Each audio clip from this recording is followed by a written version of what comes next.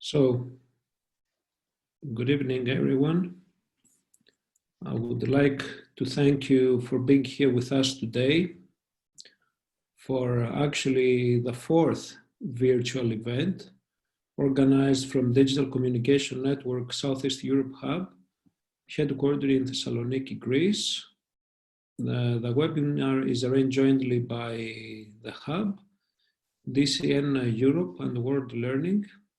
Digital Communication Network is a coalition of digital influencers with the aim to improve the information space and also discuss current and very important topics regarding digital communication. And it is supported by the State Department from the Office of Citizen Exchanges.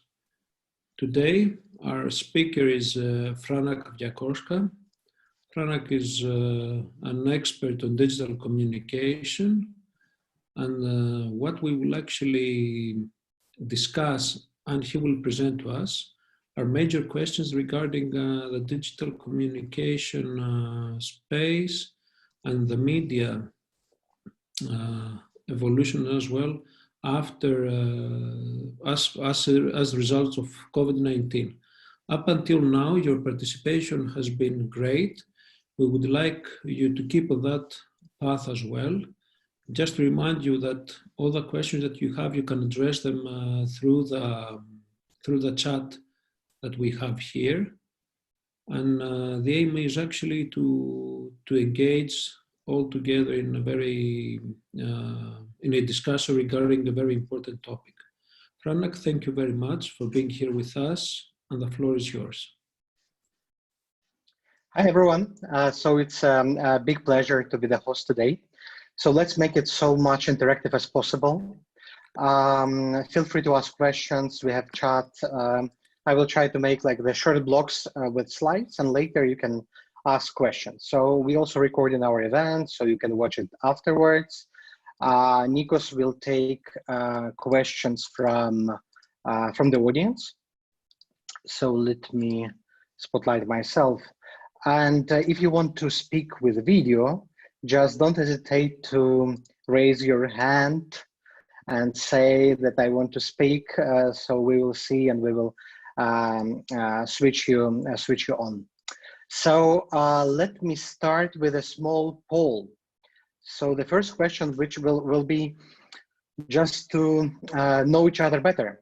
So the question is, what is your background? We are really willing to know where you came from journalism, NGO, education, marketing, medical, IT, business, government, or arts creative. Please, you can go to the polling tab and please vote so we can check. Oh, the question is from Olga Leonova, PR. So I think PR can go to marketing rather, or arts creative. So I see Maria Kaplina, hello. Dimitris Perliaris, Greece, marketer. Thank you so much for writing comments, but you can also vote in the poll if you wish. And your government, so cool. So we have also people watching from Malaysia, from Europe, from Ukraine, from Greece. That's so cool to have you all here. So please, if you can just vote, and we can see the results of the voting.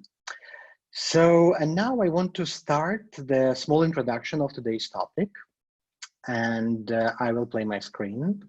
But so far, you can ask your questions, and Nikos will make sure these questions will be asked later. So, do you see the screen? No. Yes. Yes. Yes, great. So those who are not speaking, please mute yourself in order to not create some noise.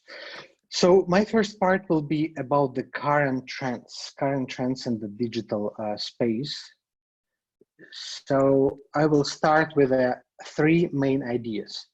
First idea is that thanks to COVID, I think that's the only positive thing related to COVID.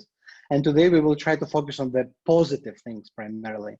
So COVID, it catalyzed the process of digital transformation for international organizations, for media, including traditional outlets, TV channels, including international charity foundations, even World Health Organization, which was never super creative. You know, they embraced TikTok and Tinder, and they hired very cool professionals in social media marketing. The second important trend, that internet became a critical necessity.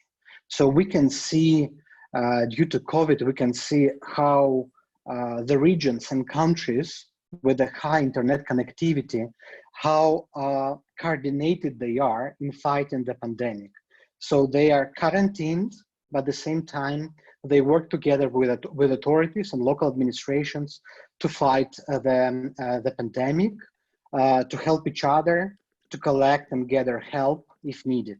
And the third important shift is the role of digital media and journalism is important as never, because from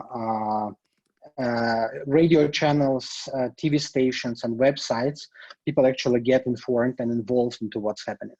So first, I will try to mark 10 most important changes that happen. First of all, the internet shift from traditional public web to the so-called deep web part. So people use more and more messengers to connect with their friends, families, those quarantines, they are loved ones abroad who are locked in other cities perhaps, but also they use deep web, especially in authoritarian countries, to share insights, to share observation about the real situations. And this started not in Europe or United States, it started in China. When China began fighting with the pandemic, they also fought independent media, independent news organizations, and people shifted to Signal, to encrypted communication messengers in order to share the real knowledge and the real information about the situation. The second important, messengers, because algorithms, they, of course, they create filter bubbles, of course, they create some personalized news feeds, and you can see all the news, but people want to receive information quickly. So they subscribe to the specific channels about the COVID update in the US, COVID update in Italy, COVID update in Belarus, and they want to receive this notification instantly, just right away. So communication apps on the rise. So this list on the right, it's the top 11 apps downloaded in Google Store in March in Italy. So after the quarantine was announced, people isolated in their homes, kids, parents, families, and they began downloading Zoom, Skype, Hangout, Teams, Skype for Business, everything that can help them survive. Zoom grew almost 30 times since the pandemic was announced. Now Zoom has like more than 200 million clients, and it's not able to scope and fight the problem, and it's not able even to serve these clients who were subscribed before the pandemic, because they need more personnel, they need more support services, they need more cloud capacity. Streaming services thrive. Of course, people stay home, they want to watch films, videos, real live news updates, and AMC cinema theaters in the States, they, for example, think about streaming premieres online. Usually how it happens, movies first go to the cinema theaters for 2-3 weeks, and only after they are published online. What's happening now? They want to stream premiere right away to online audiences. And YouTube Premium, the Red YouTube, it's also called, it's another competitor for Netflix. It wants to be the place where all cinema shows are being premiered. So in terms of consumption, people spend more time home. It means they spend more time on their desktop computers, their laptop computers, but the most important, the big screen. And they read long reads, they watch longer videos. So people are ready to spend more time on consuming journalism content. Arts and culture go online. So I think all of you saw these videos on Instagram stories, IGTV, Robbie Williams singing songs, playing with the audience, and all the girl asking, Robbie Williams, can you sing this and this? And he said, of course I can sing for you, my dear. And that's fantastic. That's another track of this transformation catalyzation process. So we see how the border, how the red line, the division between the offline and online world, it's disappearing. And all these virtual museums, art galleries, providing people with the access to world arts, they are free now. They are available. They've developed new features and new tools to the audiences. And for example, this feature, do you see the screen, right? Yes. So this on the bottom right corner, this is from Google Arts feature, where you can upload your portrait, and it will find the person from the historical painting similar to you. Heightened interest in high-tech industries. So after Chinese epidemic finished, as they say, at least, there is a higher interest to high technology sciences. There is an interest to medical education, to the artificial intelligence. Even universities in China, they're exploring the opportunity to open and create more and more learning courses and programs for remote and for offline education related to delivery, logistics, high-tech healthcare services, live streaming platforms. So the world realized that without technology, it will not survive another pandemic. And higher education becomes more accessible in the States too. So most of the online platforms like Coursera or LinkedIn Learning, they open their courses for free for students, and not only to let people spend their time home with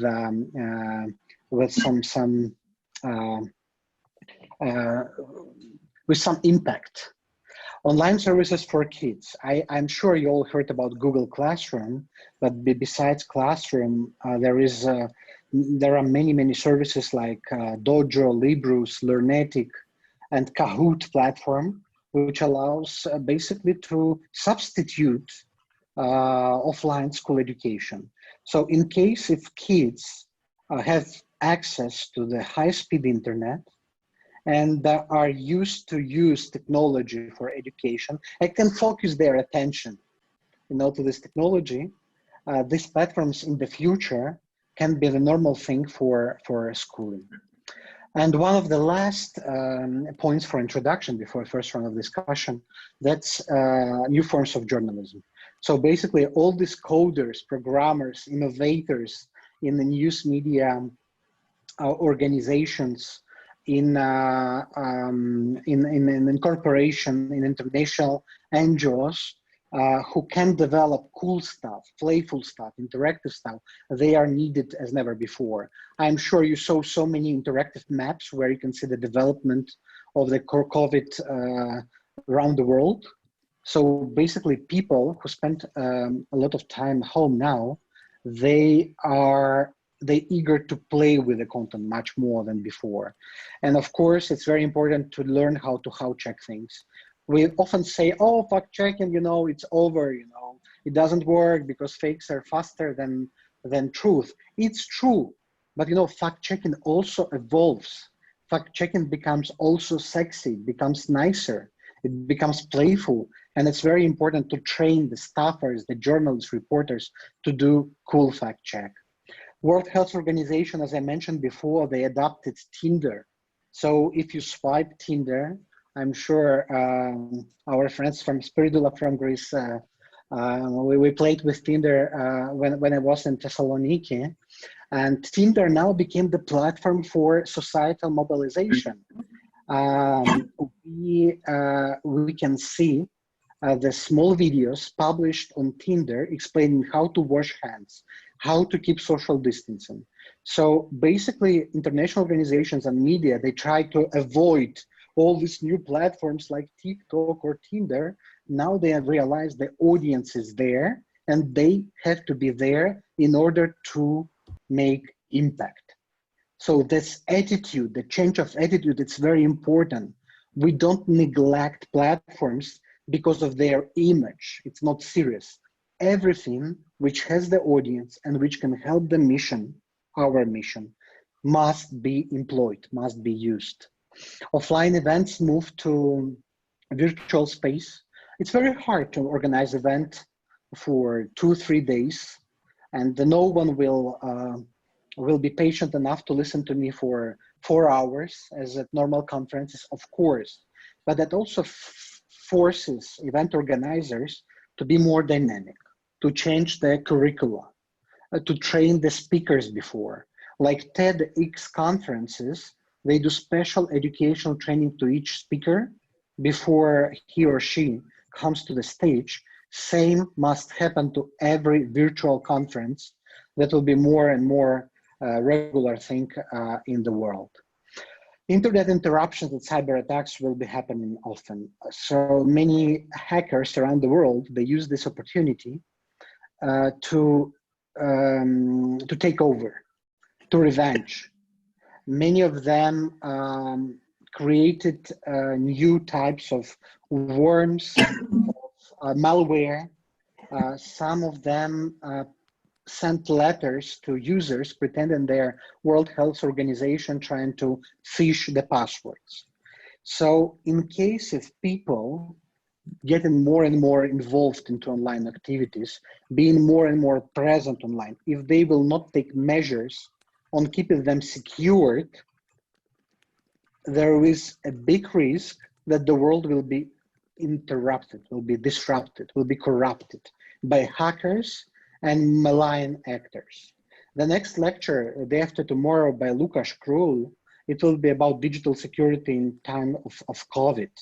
And we will discuss this issue. But also remember that it's very important to keep not just societal equality, but tech equality in the world. Now, when the whole world is quarantined, it's very important to provide every nation, every group of society with the same access to the internet. Unfortunately, people in Asia, in Africa, they don't have fast connection, they don't have full version of Facebook, and they're not able to enjoy their life, their online life, being in quarantine, same as we people in the Western Hemisphere. This is why it's very important for governments, international organizations to invest into fiber connection, internet connection, and into internet development. So I will make this small break for first round of questions, if you don't mind. I hope you're not sleeping yet. I will finish our first voting. Nikos, you can pick the questions if you see any. Yes, yes, Franak, we have received some questions. The first one is about what do you think about TikTok? People still use TikTok for making fun videos as if it's nothing happened, but we have seen that World Health Organization was quite worried about the use of TikTok actually as a platform to spread the fake news. This question comes from Raziv. Yeah, that's a very good question. So if any of you wants to speak with video, just put the sign raise hand, and Nikos will play your video, so you'll be asked this question. I will try to answer, to take your point about TikTok. So now every platform is the platform of fake news. We see the renaissance of traditional, super aggressive fake news campaigns. There are many actors who are behind these campaigns, and there is no any power or any solution available for now to stop disinformation or fake news on platforms. So TikTok is not only platform with such problem. The problem on TikTok that traditional media, they're so focused on Facebook, YouTube, and big platforms They never cared about building presence on TikTok. So now all these fake news creators and disinformation actors, they don't have any resistance on TikTok. Same on Russian platforms, same on WeChat. So malign actors feel absolutely unaccountable there. They can do whatever you want, and no one can say, guys, it's BS. It's nothing. It's not true. This is why for everyone it's very important to think, where are fake news? Where is this information? Where should I be to stop it from distribution? And Facebook actually has the best situation. And Zuckerberg takes measures on preventing disinformation and fake news spread it through Facebook feeds. Some of these efforts are efficient, some of this not, but at least they're doing something. VK or Odnoklassniki in Russia, they don't do anything. And opposite, sometimes they fight Western media on their platforms because they want to keep these platforms under Kremlin's control. Maybe other questions? Nikos? Yes, also let me just comment. Actually, Dimitris Paraliaris said that he believes that TikTok is perceived as a COVID-19 free content, so it's a space where everyone can express themselves. Olga actually agrees with you. Franak says that Thessaloniki Film Festival and Athens Opera House have streamed great works of art. While Kalliopi says that we don't only use TikTok here, but it's everywhere common. Olga has a very specific question regarding, however, disinformation flows are huge as well as corruption in certain countries. How could we address it so that people use social media to increase the resistance to corruption? Because you mentioned actually that there is a need for investigative journalism and actually use these platforms as a way to hold accountable power. Franak? Can you clarify, Olga? Can you clarify the question? So, do you mean which regions do you speak about? Because can you clarify the question? Okay. Yes, Olga. Yes, she actually is mentioning that, for Eastern and Central European countries, actually, like Hungary, Romania, etc. Okay. Yes, and Anastasia is actually asking also, that is related with this question, why don't we hear news from Russia and hear mostly about COVID-19 in Europe? What are your comments on that, and what media's role in order actually to bring these cases in the front? Okay, so there are many questions. So I will start from the end, from Maria Dobroskokina and Greek name, Anastasia Markella Dacha. So there are news from Russia, but unfortunately the Western media and politicians are so busy in tackling COVID problem in their countries, including fake news, because Western information space are overflowing with fake news. So they don't have time to follow the development in Russia. But what's happening in Russia, it's a big disaster. They prepared the set of laws saying that's law to help society to pass through the pandemic situation. But reality is that these laws are aimed to limit freedom and liberties in Russia. So one of the laws are to fight spreading fake news, but General Prosecutor Office of Russia gave example of fake news. And one of fake news was the commentary by the user saying that government is hiding the truth from us. So this is the type of fake news Russia wants to fight. So I think authoritarian regimes, they want to take advantage of this situation. The same with the corrupted regimes in the Central Europe, in Latin America, in Southeast Asia. They're trying to use this moment of a Western weakness for revenge.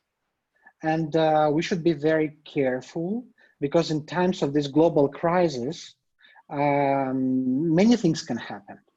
And in case, let's say, virtually, hypothetically, if Russia will decide to take over or annex another small country, another small Crimea somewhere, the West will not be able to stop it for now, because everyone is super busy.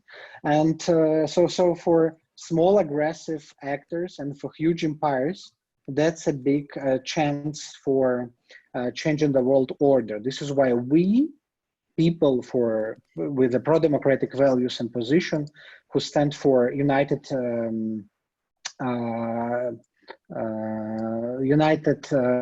Europe and Euro-Atlantic collaboration, we have to be together, and we have to prevent, in my opinion, any tries, any efforts like in Italy to disorganize or to make people feel disappointment in Europe. Europe is not guilty, in my opinion, that COVID happens. But this is what empires like China and Russia wants Europe to feel disappointment and to choose dictatorship over democracy. And this is a trap. Let me ask questions. Another question for you. So I have the second poll. What is the future? What will be the future in your opinion? So go to the polling tab on Zoom. The digital space after COVID-19 will become better, worse, or it will not change. Let's vote and let's see. Are we pessimist? Are we optimist? That's very cool. Okay, so I see the majority believes it will become better. Nikos, you see this?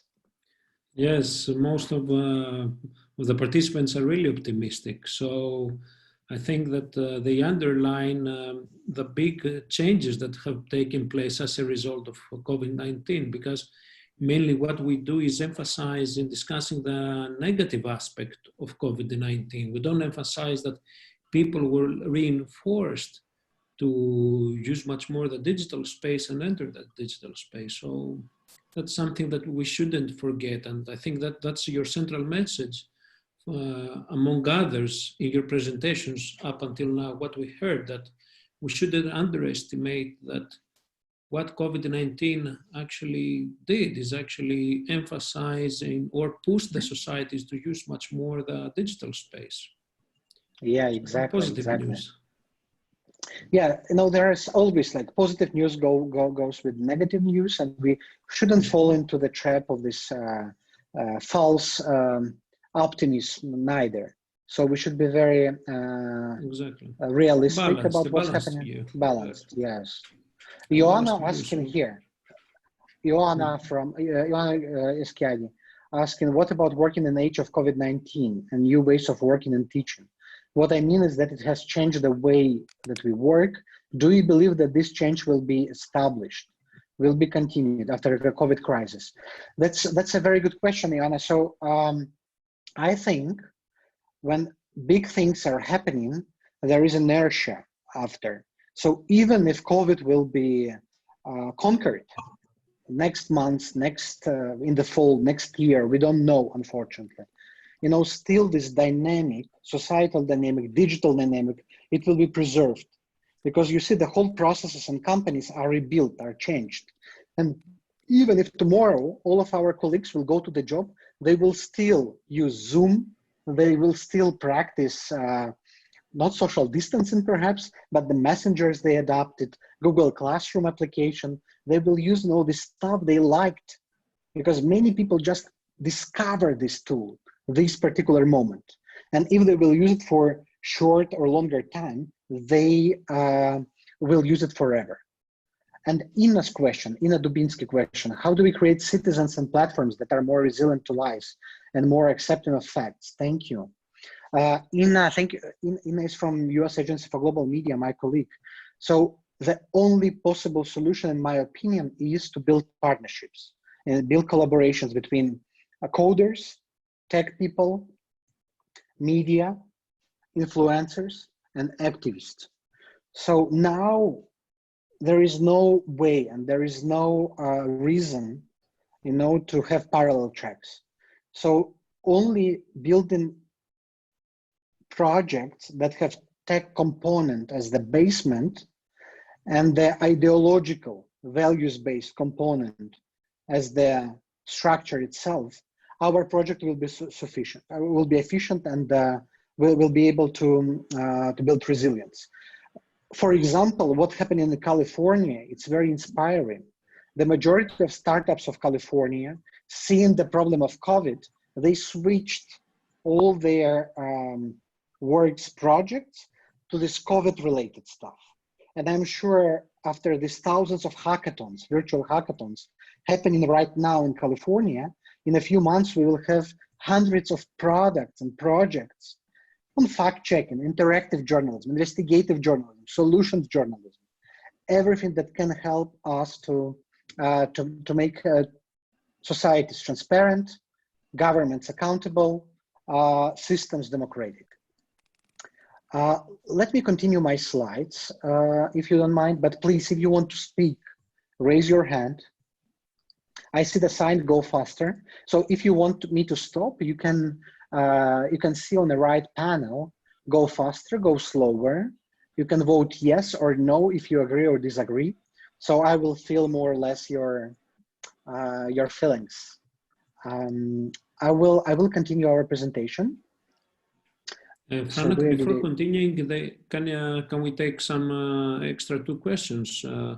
We have Magda Konstantinidou that asks, what is an influencer for you? How do you define an influencer concerning on the topic that you have presented?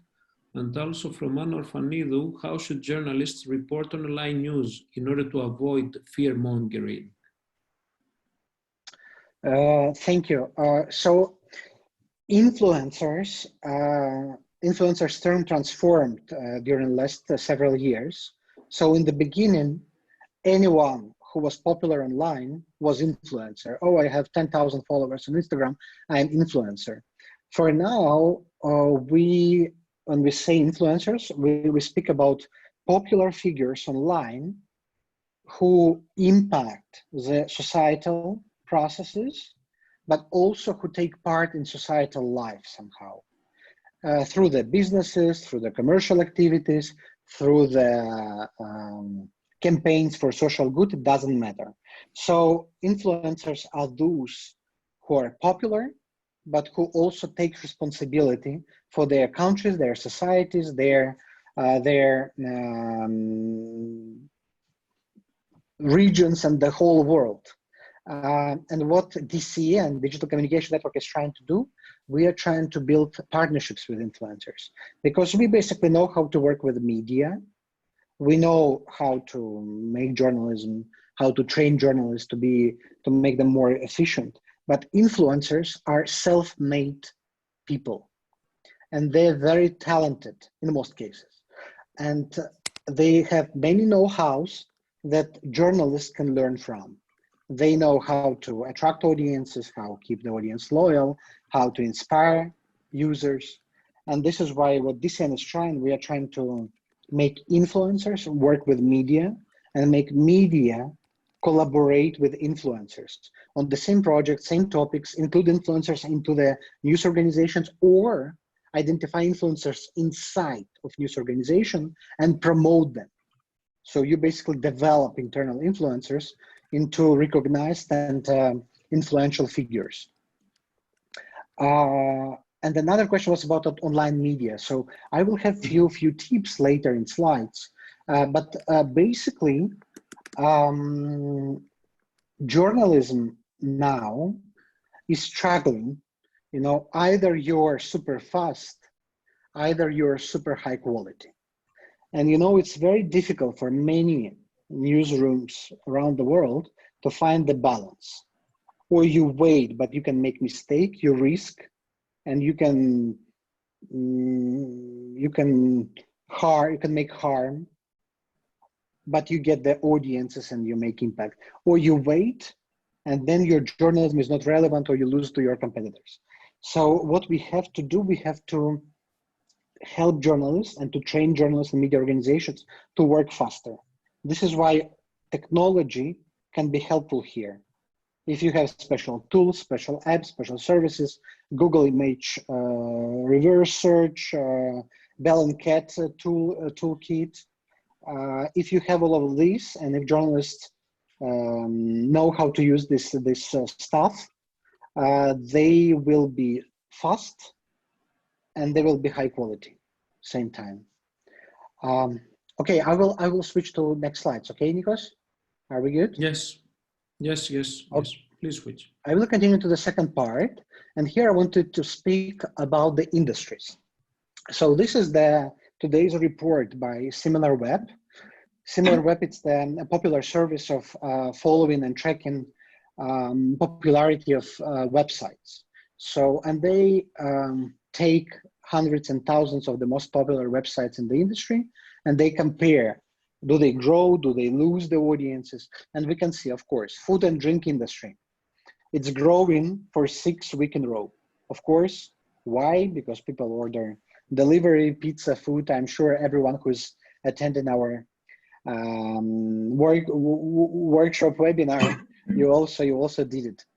So second, platforms. Here it's the interesting situation that Facebook in the very beginning, it gained a lot of audiences because people suddenly started looking for information, for insights, for advices how to survive the pandemic. But now we see the alternative platforms growth. So many people, they spend like less 3-4 days, 16 hours a day on Facebook. And now they're trying to find something new. This is why I mentioned TikTok, this is why I mentioned Tinder is not popular now because people cannot meet offline. So Tinder, of course, is not growing, but services like Messengers or Messenger app, which was launched as the separate app by Facebook last week. You can download Facebook Messenger to your computer as the separate app. It was a result of this increased demand of private messaging. The second group of sites, it's news websites. So we see the huge demand in aggregators. People go to the news pages through the aggregators. Google News, Yandex News, Yandex.Zen, QQ, Yahoo, what else? Chrome bookmarks. And those websites who were ranked higher in these aggregators, they took advantage of this new situation. Governments. Suddenly, in the democratic countries, it's very important, government websites became popular. They were always like super boring website without design, without any interactivity. And this is the first time, I think, as I remember, for 10 years, even more perhaps, when websites managed by government began being useful and demanded by wider audiences. And the arts. And here we see extreme growth of Netflix, YouTube Premium, IMDb. People subscribe to new shows. Some media companies planned to make premieres earlier than it was expected initially because there is demand and people are ready to consume. Now I want to speak briefly about journalism. So TikTok, which is the fastest growing platform ever in the world, China backed. On one hand, which can be used as the spy service, spy software. On the other hand, it's one of the most advanced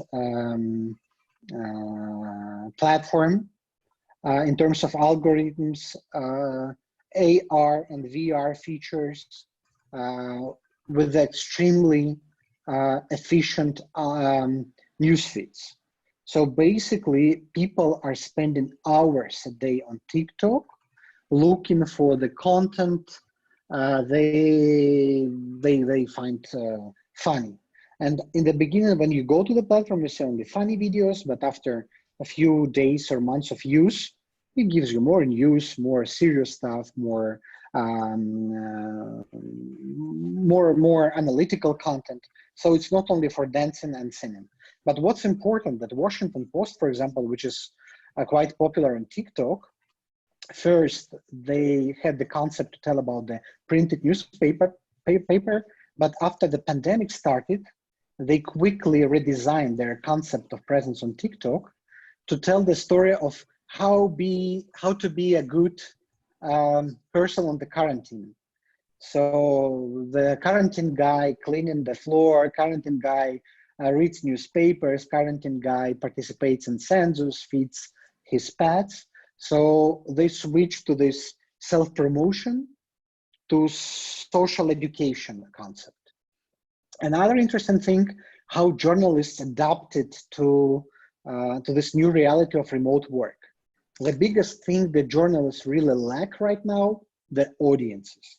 It's very hard to do content. It's very hard to record shows when you don't see people, when you don't have audiences in the room, when you don't really feel how they react. It's like make a stand-up comedy show without people in the room. So you have just to imagine that people are watching and react to you. It's very similar to virtual events and webinars like we have. So I pretend I feel and I see how you watch this video and how you react to what I say.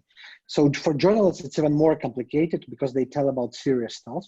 So many of them rebuilt homes to the studios. The guy on the right, it's a Voice of America reporter. He rebuilt closets into the audio recording studio to make podcasts and radio shows. On the right bottom corner, it's a VOA reporter who moved her TV show, which is supposed to be with the audience, to the Washington Mall. NBC reporter, foreign reporter Richard Angel, he instead of doing his shows in the field, because usually he travels a lot, he interviews people. Now every day he records the overview of current news regarding COVID, and he does it from his home. On the right, we see Ksenia from Voice of America Russia. She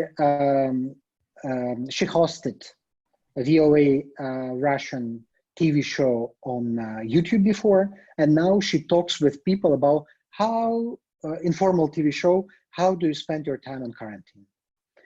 So for now, that's a critical role of public service broadcasters. Why? Because we already can see that the economies will be collapsing, will be decreasing, there will be a global recession, it's already happening.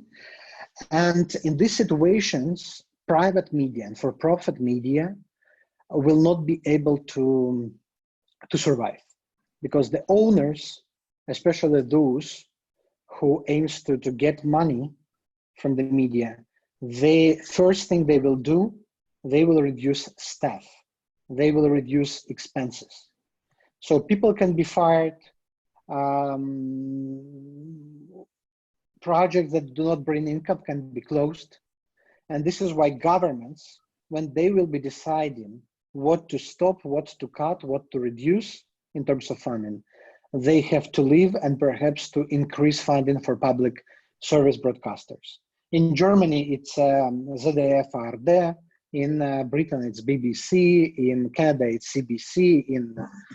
In Australia, it's Australian Broadcasting Corporation. So every country has such broadcasters, and their role to be independent, to make non-biased journalism, but also to help societies in the critical situation to know the truth.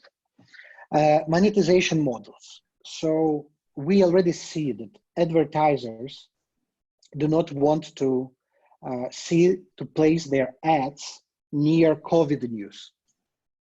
And 99% of news right now are about COVID.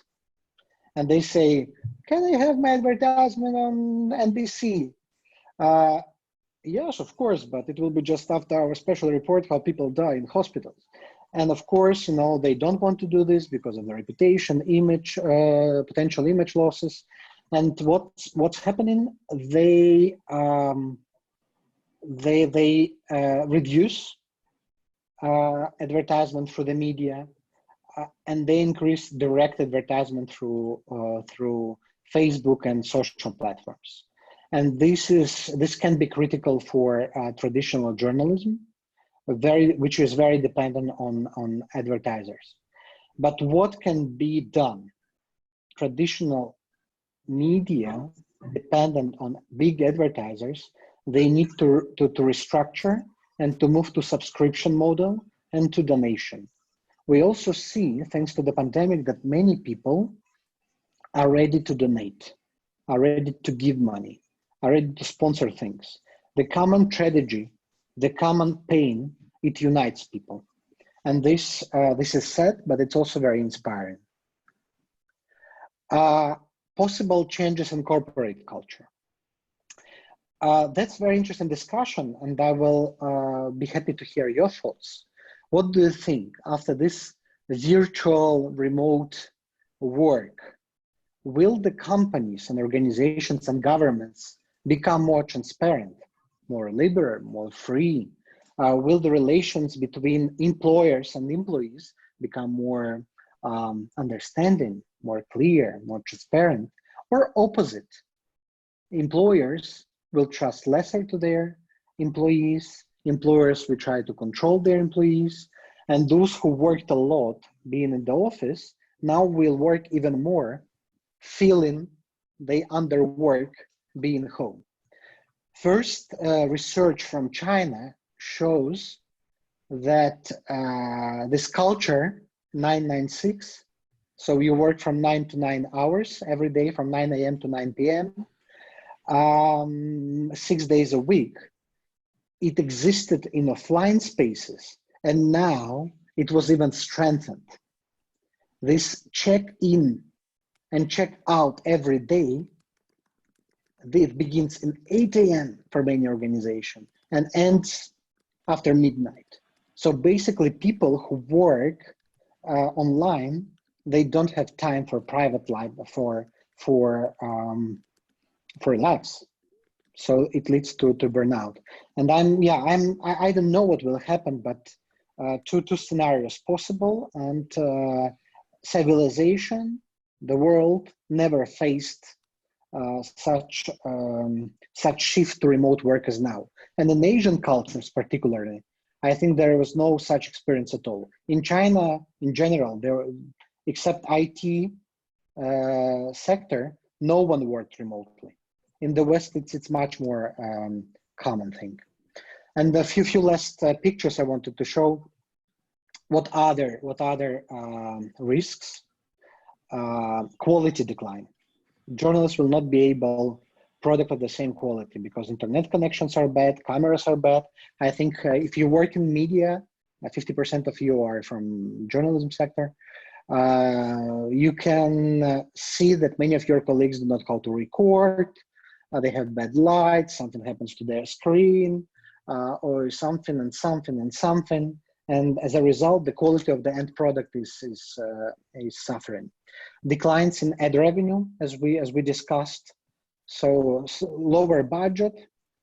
Industries like air travel, banking sphere, financial sector will not pay anymore for brand and building advertisement as they did before. They put advertisement on Newsweek, on Forbes, and popular websites just to show we are so cool. Jewelry as well. All these industries, luxury industries, all these industries will suffer first, and along with them, media dependent on their ads will suffer too. Lesser paid content. So as you know, many journalists are doing paid content. It's called native content, nativka, nativka in different languages. Now journalists cannot travel, cannot to the office, cannot make journalism experiment to make these stories. So this native journalism advertisement, it will be declined. Cancelled events. Many media organizations depend on public events, concerts, sponsorship, and virtual events will not bring such money, of course. Home delivery for print is already in decline. And I think this trend for longer time, because the major consumers of print media are older people. And the older people, as you know, the most vulnerable group to COVID. And layoffs caused by the recession. So basically, For-profit media, depending on sponsors, depending on owners, they will be optimizing the costs. And we need training. Training is needed as never before, and here I identified 4 directions, but of course it's not limited to these 4. First of all, tech and digital literacy. It doesn't matter how old are you, it doesn't matter what sector you're from, you know how to use your web camera, you need to know how to work with communication tools, how to work with your iPhone. People buy iPhone and they don't know how to, push buttons there to launch the live stream. So these basic skills must be trained, and this training must be organized by organizations, by companies as soon as possible in order to make them sustainable. Virtual communication skills go here as well. It's not only about how to make the Slack call or a Teams meeting, but it's also about the personal, psychological relationship. Many people never able to speak or write message in the way to not offend anyone or to not look aggressive. Building partnership. We often compete where we shouldn't. We often compete against those who are not competitors at all. So it's very important, first of all, to identify who are partners, who are competitors, to rethink collaborations in our relations with those who are potential competitors. And digital analytics. So this is the only thing that can help us to understand, are we efficient or not? What these numbers mean, how we measure the impact, how we measure our product efficiency, our digital presence efficiency. Time spent is much more important metric as any other right now. Okay, I go back to you, my dear audience.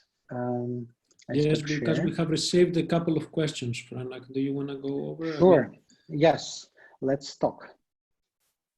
Okay, so Danai Woodkidu actually asks about how theater as an entertainment industry has adapted, or in your opinion, can adapt into the new digital and social isolated era. And also Maria Kokida comments how actually the banking industry are overspending in media advertising, trying to leverage the momentum for digital onboarding of customers actually. And then we just received another question. I would like to ask from Arlinda, what do you think should be the role of media and civil society in the recent situation? Let's go with these questions and then with the rest ones. Yeah, that's the first really one is about the theater. Yes. So about the theater, it was how theater has adapted, right? Yes, or so could adapt actually. Could adapt. So basically all the arts industry, all the arts, they can adapt. So except the contact arts.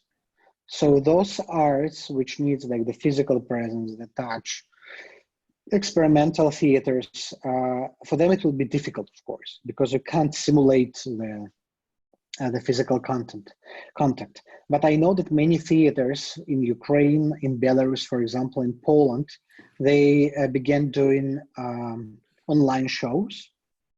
Some theaters, experimental projects, they allow users and watchers to influence the picture, to influence the scenario, the screenplay, and the behavior of the actor, which compensates the lack of interactivity on the physical presence somehow. But of course, this adjustment of theater and similar industries, it will take some time. But I think this, as we discussed in the very beginning, COVID catalyzed many things, made them faster. So I'm sure that theater producers will come to the solutions that will not substitute fully traditional theater, but that will be same engaging as in normal, in peacetime, let's say. But I like what's happening in virtual space. For example, I have here Oculus glasses. It's a Facebook virtual reality glasses. And I see many projects and VR apps that just popped out last few weeks. And they helped me like to navigate the Metropolitan Gallery in New York, and I can see some historical monuments. There are even old Greece history apps there. So basically, VR can help us to compensate this temporary or perhaps permanent restrictions caused by COVID. About the banking space. So banking space can help media to survive, but it's not sustainable, unfortunately, because banking space will be impacted, first of all, by the crisis. So we see not only crisis by COVID and caused by quarantine, but also caused by oil price change. And banks, of course, will be suffering, will be closing, will be changing structure, will be optimizing their costs. So temporarily, they can help to support media on board, but not in longer perspective. Users, consumers must do this, and donation and subscriptions are the best solution here, in my opinion.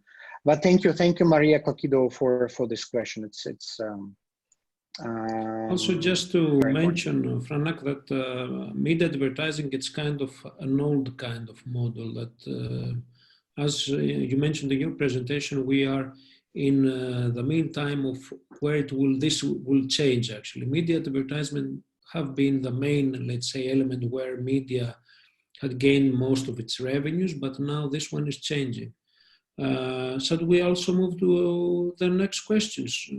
Just to remind you here that, yes, I have a question. Yes, go for yeah. it. Nikos, I have actually another question about the challenges for media at our polls. So can I ask you, our dear participants, to vote?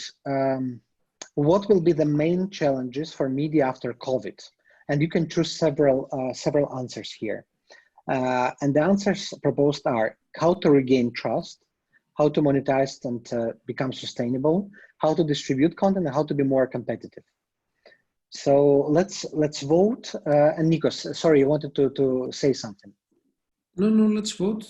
As people are voting, just to remind everyone that we have with us Dimitris Dimitriadis and Yanis Milopoulos, that they will actually also address the issue of how organization, business, etc. are addressed in these times, so that you mentioned of crisis, which is equally a very important subject. And also I would like to relate the question regarding the theater with the question from Cosmin Milhai about how do you see the future of events and conferences also. Plus, we have also from Maria Trullo, the question is, what is your opinion about the motives of celebrities sharing information that they are positive to COVID-19 in comparison with everyday people shares and post, kind of the influencers, let's say, discussion? Oh, that's a very good question. So I can try to take it.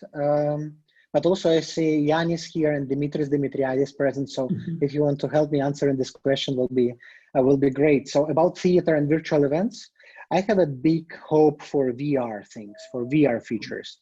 Facebook developed Facebook Spaces and Facebook communities, or how does it call? So basically, if you have this VR, there is Facebook Horizon, and there is also another for Oculus only, the new thing, which is more simple, where you can create also your avatar.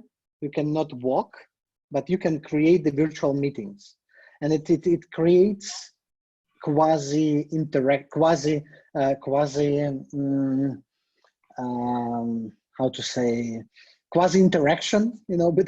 between people who are in the same place. But Dimitris, what do you think about this?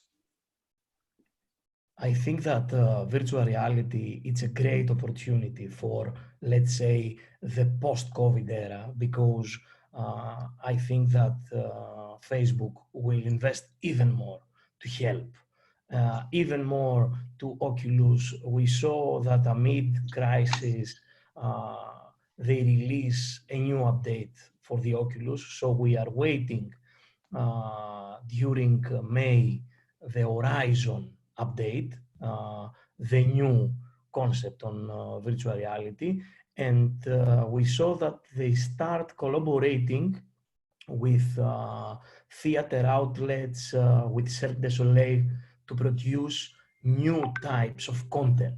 So we need a new, let's say, a new type of entertainment for the people, a on-demand entertainment. Let's say Netflix monetized the whole thing super fast because it was there, but we need live on-demand entertainment. Yeah, that's about Okay, Oculus. So I have these glasses here. There's Oculus Go, which doesn't need any computer. So basically, that's a standalone device. And when you go there, you can navigate online. You can go to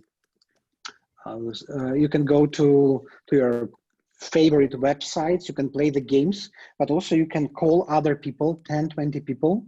You can decide the background where you discuss things. Near the river, in the mountains, wherever. And I think it's possible to make theaters, to make arts there. Unfortunately, Russian propaganda and disinformation is already there. So when you go to the most popular videos, I see 8 of 10 Russia Today, and it's very disappointing. So I think, we have to work better, and at USAGM, at US Agency for Global Media, we think a lot, how to create more interactive, more innovative content, even for such new emergent platforms. If we don't think about this now, very soon it will be too late. Can we also take Yanis Milopoulos? What do you think, Yanis, of that question that Dimitris also replied? Yes, do you hear me? Yes, yes. Okay. I think that what would a good friend do right now? Across the world, brands use the term consumers when they talk about people. So that's the thing to remember. We're dealing with people. Deep in their hearts, people are the same everywhere, and we have yet to meet a person who doesn't need a friend. Good brands are like good friends, so they are there for you in good times and in tough times. So in good times, they delight you by instinctively knowing what you need and also knowing when your needs have changed. So good friends talk to you and not at you. You will never find them manipulating you. These qualities are why people trust their favorite brands, just like they trust their good friends. So a few things to remember for these tough times is compassion, sensitivity, and care. The 3 pillars of friendship, and brands needs to make these 3 pillars stronger than ever. And I think good friends also possess the ability to set aside personal agendas, ready to make a few sacrifices, such like the time that we're living. So today, as the world struggles with this pandemic, brands should show their compassion and their sense of sacrifice. And it's our duty as people in the communication industry to be a link between the brands and the consumers. Okay, Franak, Yeah, shall that's we a very go to good the point. poll results? Yes. So we now go back to the poll results. Actually, yes, we have 73 people voted, and the most important challenge is how to monetize content and be sustainable. That will be the biggest challenge for journalists.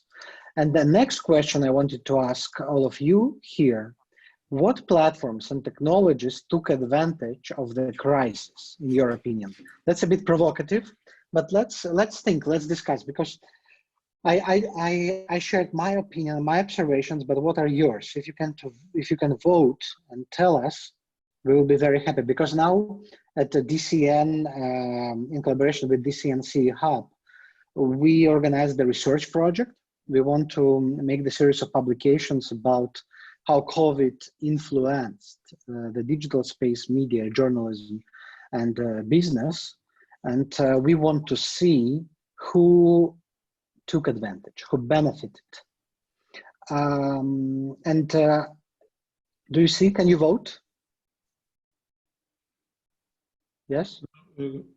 Yes, shall we? Okay, let's move on. No, they You cannot can see it. vote. Can you relaunch the poll 3? Yeah, let's Yes, relaunch it. Okay, this is great. Does it work now? Yes, it works. I think for me it works. I don't know for the participants. Please So try there to is a vote. question. Yes. There is a Yes. question, Makis Monasteries. If theaters and similar organizations provide free content, how they will survive the crisis? How they will get VR via the VR. So, you know, the most popular computer game right now in the world is Fortnite. And Fortnite is the most popular game ever in the history, perhaps. Fortnite doesn't take money for registration, for downloading. It's fully free. But what people pay for additional features, for special weapon, for special color, for special hat, for some adjustments to their heroes, to their avatars, to their anchors they want to play with. And same with creative industries. So you receive the basic services for free. It's like paid subscription model for or paid content at the websites. But if you want additional features, if you want to participate, if you want to influence, then you pay. For example, there is a Netflix show, and if you want to see another ending, like Bandersnatch, you have to pay money. You pay money, let's say, to see him dying or something, I don't know, the main hero.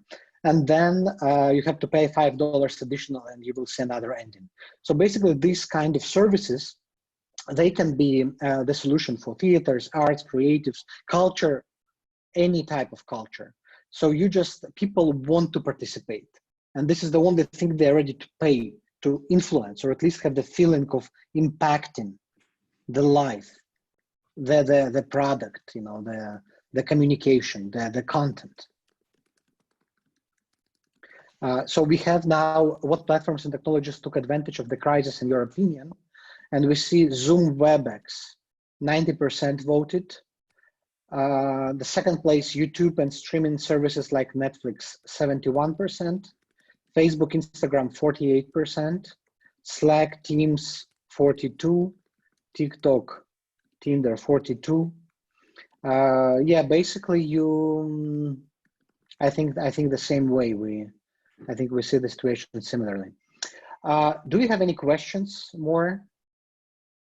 Perhaps can we take another one question and close our event? Okay. What we can do is actually I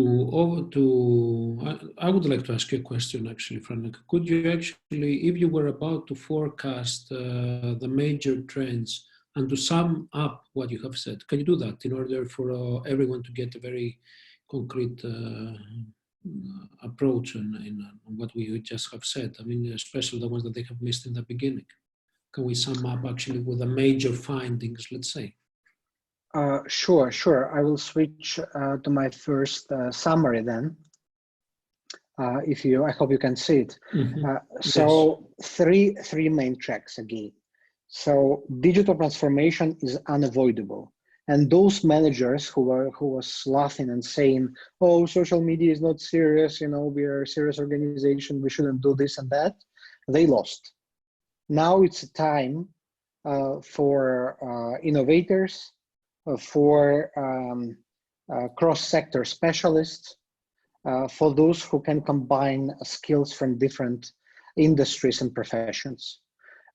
So those who managed to build digital capacity before, they feel very well, or at least they feel normal during the crisis.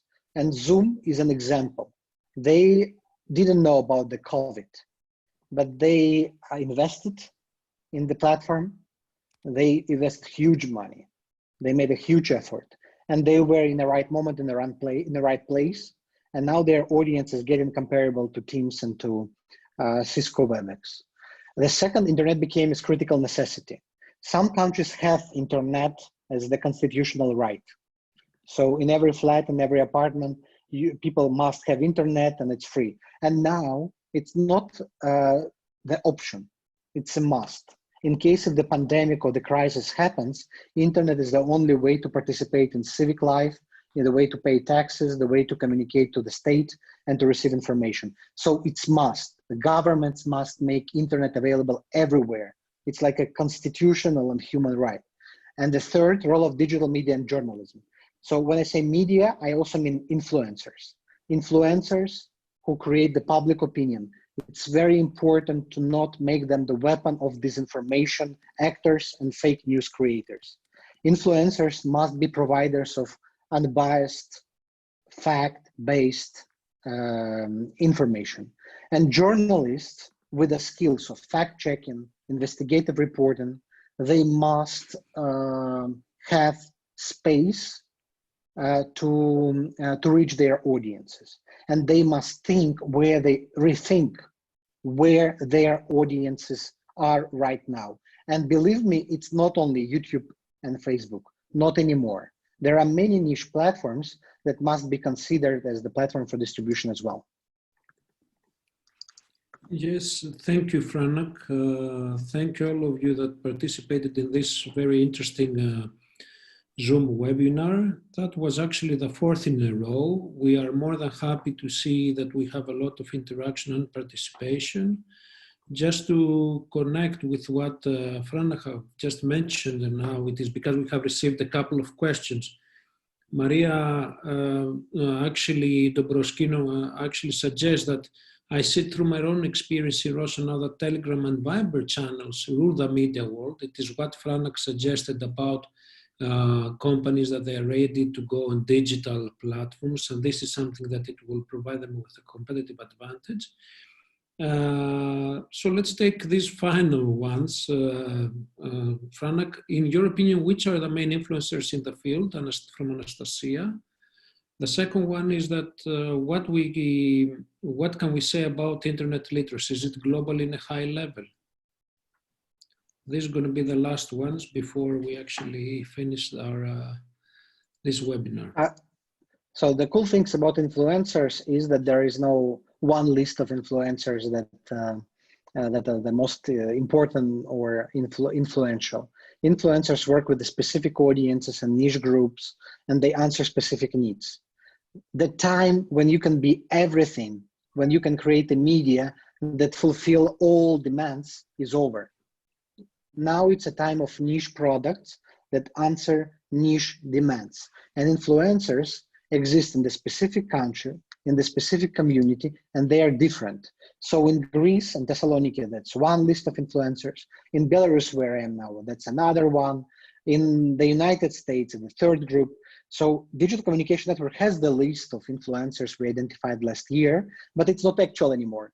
Digital space is changing every 3 months, you know, and the things that were actual in January this year, they're not relevant anymore in April of the same year. So let's keep in mind that that's constantly evolving field, and we have to be fast, quick, and flexible.